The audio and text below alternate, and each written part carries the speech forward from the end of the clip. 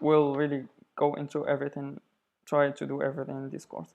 So here we have more on loop statements. We have break and continue, also else clauses. Here we have also an else clause for the loop statements. So let's say here we will see, so okay, we will go for n in range 2 to 10. Okay, we start at 2, and we end up at 10. Here, like this is for n.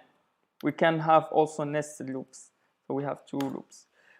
Here we have, so this n go for 2 to 10, and this x, say like this, x goes from 2 to n.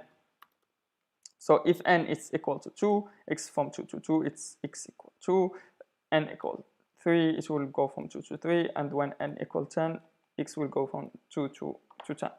So if n module x equal 0, like let's say, what we do here, okay, we have n equal 5, an example, for example, n equal 5, x will go from 2 till, will go from 2 till 5. And what we do here, what we say, this n modulo x equal 0, what does it imply, this kind of condition? It means that n is divisible by x. So if this guy is divisible, n divisible by x, okay, we will print, okay, n equals to x times n by x. So because it is divisible, so that's completely correct. And we will break. So we have, it's like, just to let you know what does this program does, it's like primarity,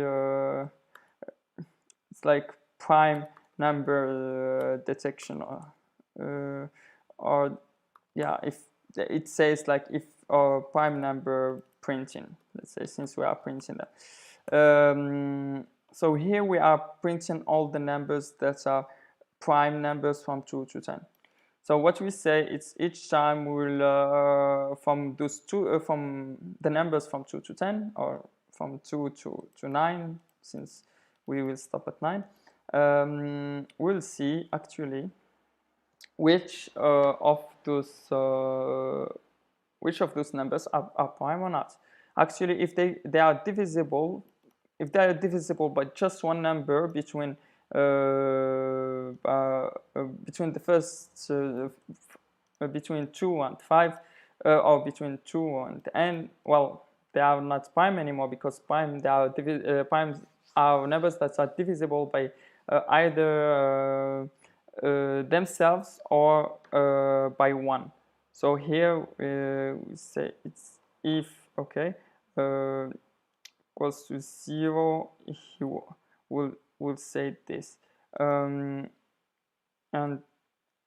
this is the case where it's not prime.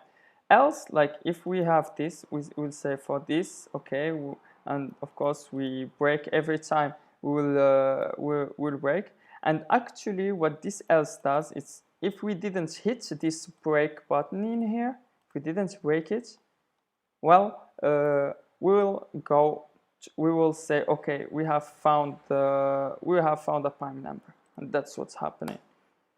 So 2 is prime, 3 is prime, 4 equals 2 times 2, but it's not prime. 5 is prime, 6 is not prime, 7 is prime, 8 not prime, 9 not prime. So that's basically it, and this is also useful for like programming and programming exercises. Another one can be, we have here the else, keyword. Here we have the continue. Here the continue, let's say here we will go, okay, let's say this program will find the numbers that are even numbers. If he finds even number, he will say it. If he finds odd number, it will say it. The thing here is, this is also that's why modulo is so useful in computer science, because we use it a lot. So if we have the division by 2, it gives us 0, so the remainder is 0, so it's an odd number, an even number. Let's say here why we do this continuous. So when we go to this if num equal to 0, number equal to if the number is even, okay, we'll say continue. What does continue mean? If is you go back to the to the loop.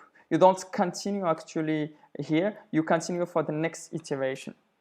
You don't execute the code that is here. So go to the next iteration of the loop, or continue executing the loop with the next iteration.